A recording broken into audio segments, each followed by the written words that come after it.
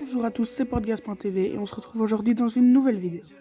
Alors aujourd'hui, comme vous l'avez vu dans le titre, je vais présenter 3 personnes qui sont capables de battre des Yonko pour moi.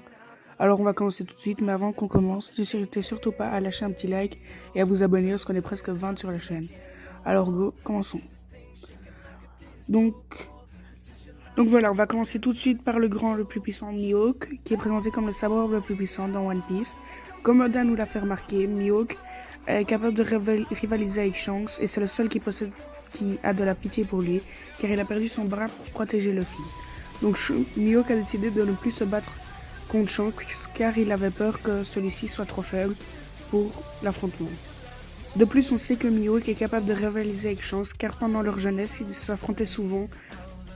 En plus, quand on voit comment Mihawk a facilement explosé Zoro au Baratie, alors qu'on sait déjà que Zoro est très puissant, on se dit que Mihawk n'est pas quelqu'un de normal.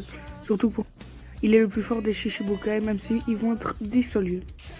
Donc voilà, pour moi le premier personnage est Mihawk.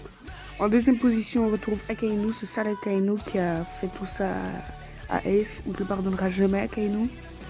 Donc pour moi, il est capable de battre un Yonko car, comme on l'a vu à Marineford, il a réussi à rivaliser avec Barbe Noire et même lui infliger des dégâts sérieux qui lui ont pour moi fait perdre la bataille. Et c'est bien lui qui a battu Barbe Blanche, pas Barbe Noire. Après, Oda nous a même révélé que Akainu, s'il partait en tant que pirate, serait capable de trouver le One Piece en moins de 2 ans, ce qui est complètement fou quand on sait que Goldie Roger a mis des dizaines d'années à y arriver et que Luffy n'y est toujours pas. Bon, ça fait moins de 2 ans, mais voilà.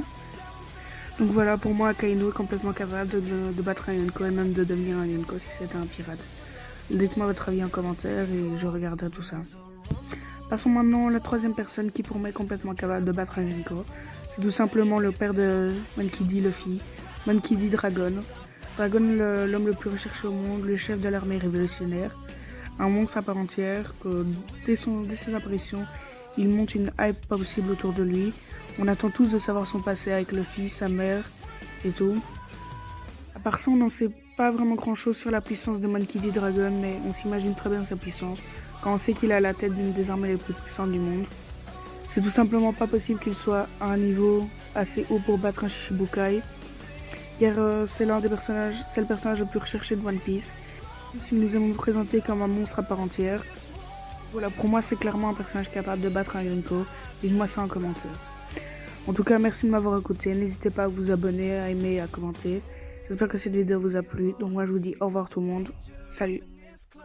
When we get started, man, we ain't gon' stop. We gon' turn it out till it gets too hot. Everybody sing, hey.